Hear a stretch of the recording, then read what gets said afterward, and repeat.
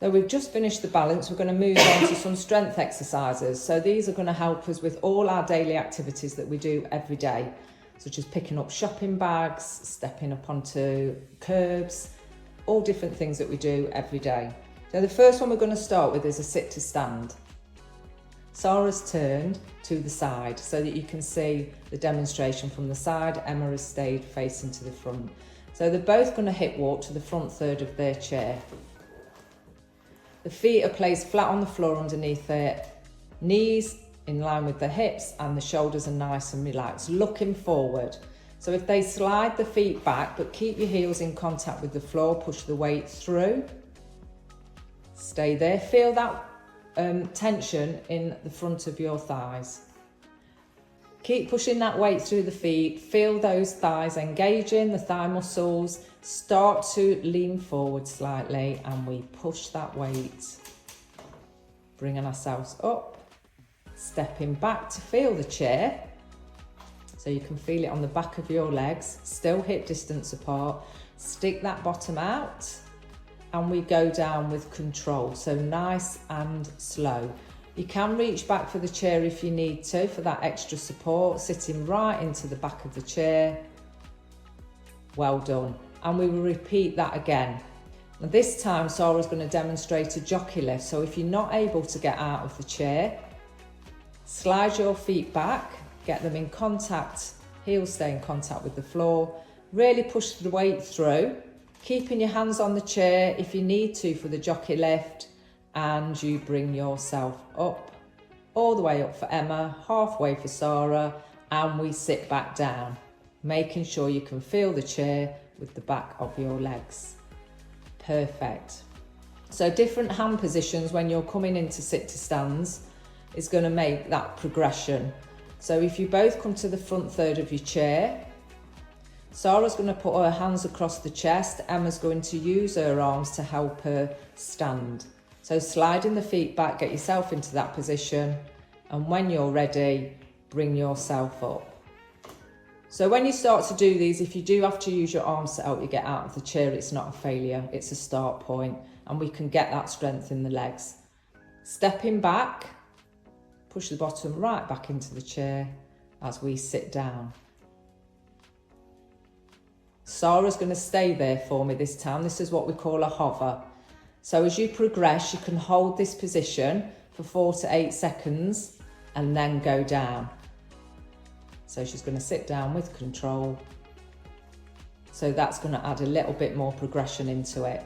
We aim to do between 8 to 10 of these, but again, you do as many as you can. The jockey lifts are your start position, and you can use the variations that we've shown on the video if you're able to prove your progression throughout that exercise. The next one we're going to do are knee bends. So Sarah's going to come into standing. And if you walk round to the back of your chair, both hands will go on the chair. So knee bends, they're going to help with us picking things up off the floor. They're going to be a little bit of strength into your legs. Emma's going to come to the front third of the chair. And as Sarah demonstrates the knee bend, so just slightly bending the knees, both hands stay on. Emma's going to pick one foot up off the floor, giving that muscle in the front of the leg a little bit of strength work, and we bring it back up. Again, we're going to do these nice and slow and controlled. So 3 down, and we come up. Another variation for Emma. So if Sarah keeps that going, is to take her toes all the way underneath the chair, sliding it back. She'd need to be sitting into the back of the chair to do this. This gives your back extra support.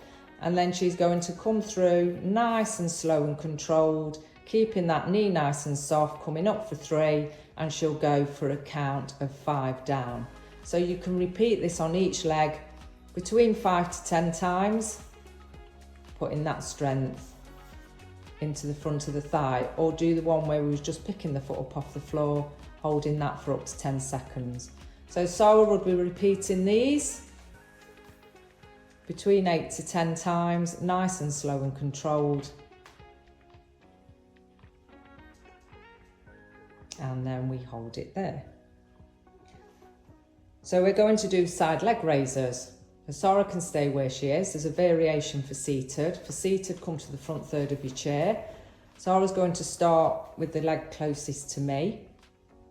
So if she puts the weight into the other leg, so the one that's not going to be doing any work, and go onto your toes and start to slide that foot along the floor, lifting to the side.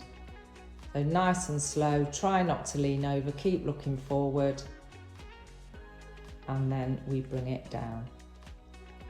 So if you continue to do that between 8 to 10 times, make sure you come into a full rest position as you bring it back down. So bring the feet hip distance apart and then start again. Emma, if you just step out like you're stepping over an object, taking it out, bring it back in. Again, you repeat that between 8 to 10 times on one side, and then you'd repeat it on the other side. So this is going to help with your side stepping.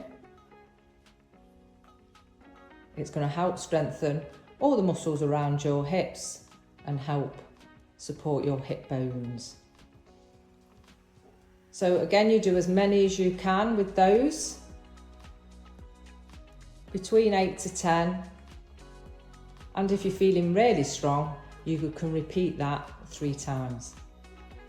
So the last, we've got 2 more to do. So we're going to do some work for the upper body. So Sarah can come into seated, keep the chair facing that way.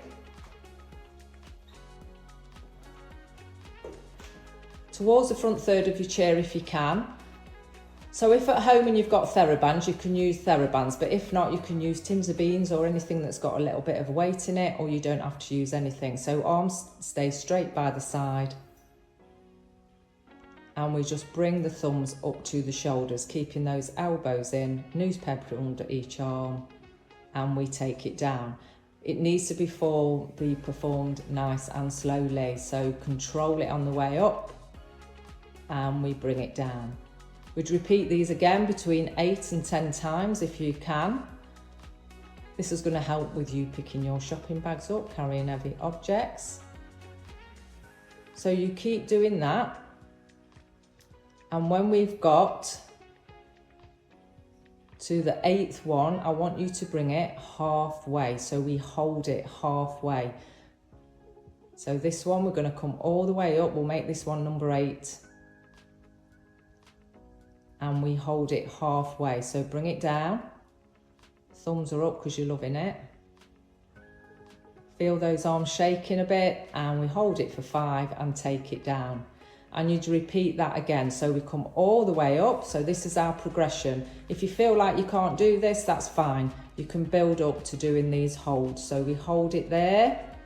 Feel the tension in the muscles. Hold it for 5. Don't hold your breath. Keep breathing. And we take it down. Perfect. We're going to do that one's best friend, which is the back of the arm. Strengthener. So the arms are nice and straight. The palms stay facing in, and you can do one arm at a time, or if you want to, you can do both together. It's entirely up to you. So we'll do both together. When you're ready, just take those arms back, keeping the palms facing in, squeeze the muscles at the top of the arms nice and slow, and we bring it back down. So we hold it there and we go again. So make it a full movement, taking those arms all the way back, and we bring it in. And again, you could use any tins, or if you've got like hand weights, if you wanted to add a bit more resistance. We would repeat this 8 to 10 times. If that's too many for you, do as many as you can. And when you're feeling that you're ready to add a bit more progression in, then you can take both those arms back, hold them at the back for a count of 5. Don't hold your breath, so it helps if you count when you're doing them. And we bring those arms back down. We do that one more time, so we try and add on these 2 progressions with the holds. Again, don't hold your breath. This is going to help you reaching behind you, getting your coat on, getting your seat belt, and we bring it back down.